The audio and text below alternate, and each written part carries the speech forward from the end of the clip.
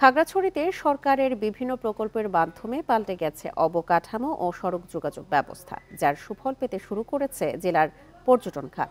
তবে টেকসই পর্যটন খাত গড়ে তুলতে নতুন টুরিস্ট স্পটগুলোর উন্নয়নের দাবি সংশ্লিষ্টদের। 1, 2, 3 ঢাকায় জমি জিতে নিন 100% ক্যাশব্যাক সহ 20 কোটি টাকার পুরস্কার। এক দশক আগেও খাগড়াছড়িতে পর্যটকদের আনাগোনা ছিল হাতে গোনা।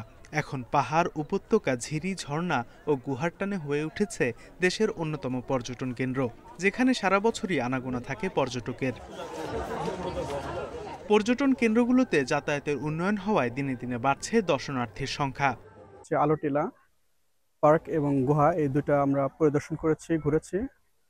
অনেক সুন্দর জায়গা, খুবই মনোমুগ্ধকর। এখানে ঝুলন্ত ব্রিজ ছিল না, আরো বিভিন্ন টুরিস্ট স্পট নতুন করে তৈরি করছে, তো এগুলোর কারণে টুরিস্টরা অ্যাট্রাক্ট হচ্ছে নতুন করে। পর্যটন নির্ভর অর্থনীতি বিকাশে শুধু যোগাযোগ নয়, নতুন স্পটগুলোর উন্নয়ন হওয়া জরুরি বলে জানান পর্যটন ব্যবসায়ীরা। আলোতেলা কেন্দ্রে যে জায়গাগুলোতে আছে, আমরা বেসরকারি খাতে যারা আছে, আমরা চাইছিলাম এখানে আমরা বিনিয়োগ করব, কিন্তু জায়গার সংক্রান্ত একটু জটিলতা আছে। সেটা হলেও জায়গাগুলি আমাদের দখলীয়, কিন্তু ওইগুলোর কাগজপত্র নেই। পার্বত্য এই জেলাকে আরো পর্যটন বান্ধব করতে নানা পরিকল্পনা বাস্তবায়ন করছে জেলা প্রশাসন। এখানেও জি প্ল্যান তৈরি করা হচ্ছে, বাগান বিলাসের গাছ লাগানো হয়েছে, রেস্টুরেন্ট চালু করা হচ্ছে, থাকার ব্যবস্থা করা হচ্ছে। অদূর ভবিষ্যতে আমরা তাঁবুর সিস্টেম চালু করব। দর্শনীয় স্থানে যাতায়াত ব্যবস্থার উন্নয়নের কারণে পর্যটকদের নিরাপত্তা দেওয়াও সহজ হয়েছে টুরিস্ট পুলিশের।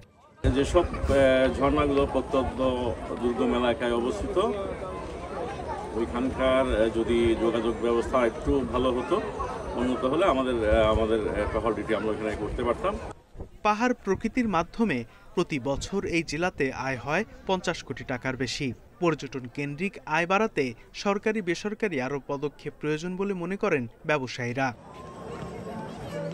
Independent news.